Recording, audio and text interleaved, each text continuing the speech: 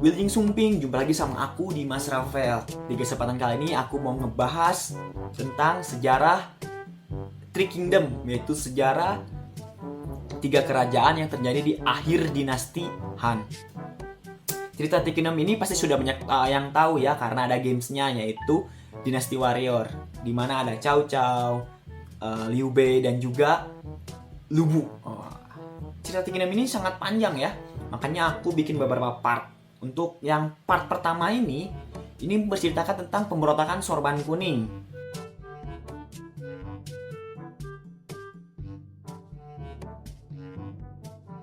Oke, kisah tiga kerajaan ini dimulai dari masa Kekaisaran Ling, yaitu tahun 168 Masehi. Pada masa Kekaisaran Ling ini banyak sekali terjadi wabah penyakit.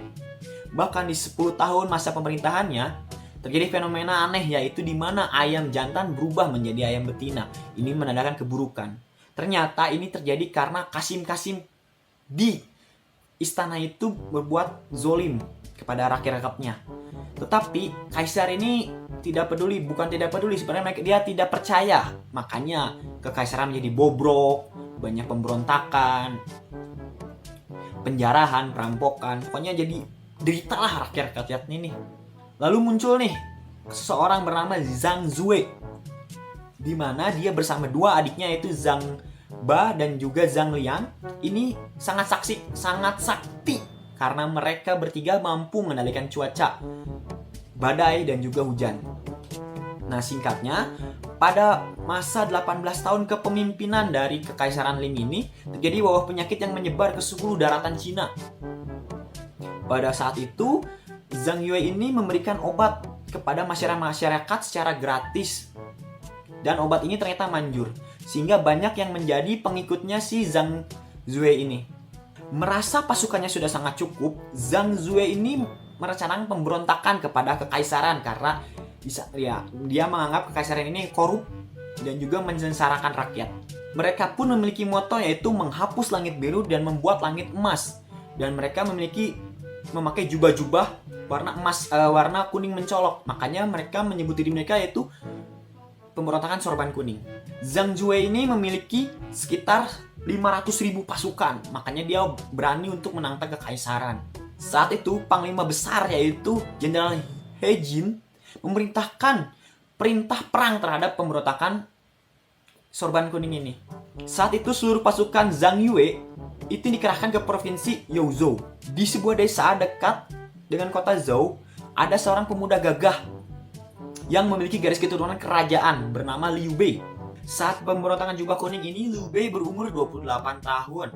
Saat membaca pengumuman untuk melakukan penyerangan terhadap pemberontakan, di sebelah Liu Bei ada seseorang yang sangat gagah besar bernama Zhang Fei. Mereka juga bertemu dengan orang yang berbadan besar dan berjanggut panjang dan berwarna merah seperti apel, bermata seperti phoenix, dan beralis seperti segulung sutra. Keseluruhan penampilannya memberikan aura bahwa dia adalah orang yang kuat dan memiliki kebanggaan diri yang tinggi. Pria ini bernama Guan Yu. Zhang Fei mengajak Guan Yu dan Liu Bei untuk pergi ke rumahnya besok untuk mengikat sebuah sumpah janji. Keesokan harinya, di sumpah itu mereka memotong seekor lembu jantan, seekor kuda putih, dan 3 cangkir arak dipersembahkan dalam upacara tersebut. Mereka lalu bersujud kepada langit dan bersumpah, "Kami bertiga, Liu Bei, Guan Yu, dan Zhang Fei, walaupun berbeda keluarga, tapi memiliki satu hati dan bersumpah untuk saling mengangkat saudara dan membantu sesama sampai akhir. Kami bersumpah untuk saling membantu sesama di masa susah dan menikmati kesenangan di masa-masa yang bahagia. Kami bersumpah untuk melayani negara dan rakyat. Kami tidak dilahirkan di saat yang sama, tetapi kami bersedia mati di saat yang sama. Semoga langit yang maha kuasa, bumi, dan semua hal yang menghasilkan mendengar sumpah kami. Jika kami melupakan sumpah ini dan kebaikan serta kebenaran, maka biarlah langit dan bumi menyiksa kami." Mereka semua berdiri. Ya, Zhang Fei dan juga Guan Yu membungkuk kepada Liu Bei dan mengangkatnya sebagai kakak pertama, Guan Yu kedua, dan Zhang Fei yang ketiga. Besoknya dalam pertempuran di kota Zhou, Liu Bei memimpin 500 pasukan ditambah 5.000 pasukan dari kerajaan untuk melawan 15.000 pasukan dari rebellion. Dengan taktik jitunya, Liu Bei berhasil memukul mundur pasukan pemberontak ini. Setelah meraihkan kemenangan atas Mereka bertiga ini pergi ke kota Yingchuan. Ternyata di sana ada seseorang yang memimpin 5.000 pasukan berkuda dan infanteri. Orang ini bernama Cao Cao. Wah, sudah mulai ketemu nih. Tetapi pasukan Cao Cao berhasil dipukul mundur oleh pemberontak. Dan pemberontak pun berhasil menguasai daerah itu dan membenarkan sebuah bendera yang bertuliskan Zhang Zui penguasa langit. Wah. Saat dalam perjalanan, ada juga jenderal dari kekaisaran yang sedang bertempur melawan pemberontak yang dipimpin oleh Jenderal Dong Zhuo. Jenderal Dong Zhuo ini hampir kalah, tetapi pasukan Liu Bei masuk ke dalam pertempuran tersebut dan menyelamatkan Jenderal Dong Zhuo. Lalu mereka mundur sekitar 15 km. Nah, apa yang terjadi? Ternyata Dong Zhuo ini langsung menanyakan, siapa kamu? Berpangkat apa kamu? Kepada Liu Bei. Nah, si Liu Bei ini menjawab, saya tidak berpangkat apa-apa. Sontak saja langsung Dong Zhuo menjadi kasar terhadapnya dan tidak mempedulikan dia. Ini membuat Zhang Fei marah. Saat itu jika Zhang Fei tidak ditahan oleh Guan Yu, maka Zhang Fei bisa membunuh Dong Zhuo. Selang beberapa hari, ketiga saudara ini pergi ke Kuyang. Mereka akan melawan pimpinan pemberontak, salah satu pimpinan pemberontak yaitu Zhang Ba. Nah, Zhang Ba ini memimpin sekitar 80.000 pasukan. Saat Zhang Ba terdesak oleh pasukan Liu Bei, ternyata Zhang Ba membacakan sebuah mantra atau doa saat itu.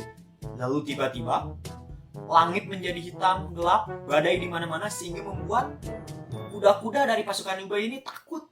Sehingga pasukan Liu Bei ini mundur saat itu. Komandan yang saat itu memimpin pertempuran yaitu Komandan Zhu Jun mengetahui kalau itu adalah sihir, sehingga besok harinya dia memerintahkan pasukan Liu Bei untuk membawa darah babi dan juga kambing. Dan benar saja, keesokan harinya ketika darah babi dan juga darah kambing ini dipercikan kepada pasukan-pasukan Zhang Ba, ternyata pasukan Zhang Ba menjadi debu. Di pertempuran ini Zhang Ba pun tewas oleh Komandan Zhu Jun. Di sisi lain, Cao Cao bersama Komandan Hang Fusong berhasil menewaskan sang pemimpin pemberontakan Sorban Kuning ini, yaitu Zhang Zui. Dan beberapa hari terselang di Kuyang, Cao Cao pun berhasil menewaskan pimpinan yang tersisa, yaitu Zhang Liang. Setelah perang ini, Cao Cao diangkat menjadi gubernur Jinan. Tetapi sisa-sisa pemberontakan ini masih ada. Komandan Zhu Jun mengajak Liu Bei dan saudaranya untuk pergi ke kota Wancheng, di mana di kota itu ternyata mereka dibantu oleh seorang jenderal yang memimpin 1.500 pasukan yang dipimpin oleh Jenderal Sun Jian. Lalu Sun Jun memerintahkan Sun Jian untuk mengepung bagian utara, Liu Bei bagian selatan dan dia di bagian barat, dan menyisakan bagian timur untuk pasukan rebellion itu kabur. Sun Jian ini pertama kali menaiki tembok kota dan berhasil menewaskan 20 orang sendirian. Ngeri, mantap. Setelah mengakhiri pemberontakan Sorban Kuning, Jenderal Zhu Yun kembali ke ibu kota Luo, di mana dia diangkat menjadi jenderal pasukan kuda terbang dan menerima jabatan sebagai gubernur provinsi Henan. Dia juga tidak melupakan jasa-jasa orang yang membantunya. Dia melaporkan jasa Liu Bei dan jasa Sun Jian. Lalu Liu Bei pun diangkat menjadi kepala desa Anxi. Nah, karena pemberontakan Sorban Kuningnya sudah beres, maka part 1 ini selesai sampai di sini dulu ya. Nah, part 2 lanjut ke cerita tentang kezoliman Dong Zhuo. Dong Zhuo itu kalau tahu yang tadi diselamatkan oleh Liu Bei. Nah, bagaimana selanjutnya? Ditunggu ya part 2-nya dari cerita Three Kingdom ini. Sedikit review sebelumnya, pemberontak Jubah Kuning memiliki 3 pimpinan, yaitu Zhang Zui, Zhang Ba, dan Zhang Lian. Zhang Ba dibunuh oleh Jenderal Zhu Jun dan juga Liu Bei. Kemudian Zhang Zui dibunuh oleh Komandan Hang Fusong dan juga Cao Cao. Lalu kemudian Zhang Liang dibunuh oleh Cao Cao. Dan Cao Cao diangkat menjadi gubernur Jinan. Lalu sisa-sisa pemberontakan masih ada, di mana Zhu Jun bersama Liu Bei dan juga Sun Jian pergi untuk menumpasnya. Sehingga Zhu Jun diangkat menjadi jenderal kuda terbang. Dan Liu Bei diangkat menjadi kepala desa Anxi. Jika ada kekurangan dan kesalahan mohon dimaafkan karena ini saya baru bikin video kembali, jadi pasti banyak kekurangannya. Akhir kata, terima kasih telah menonton. See you again. Bye-bye. Turn it up and then I'm gonna take it down. Turn it up and then I'm gonna take it down.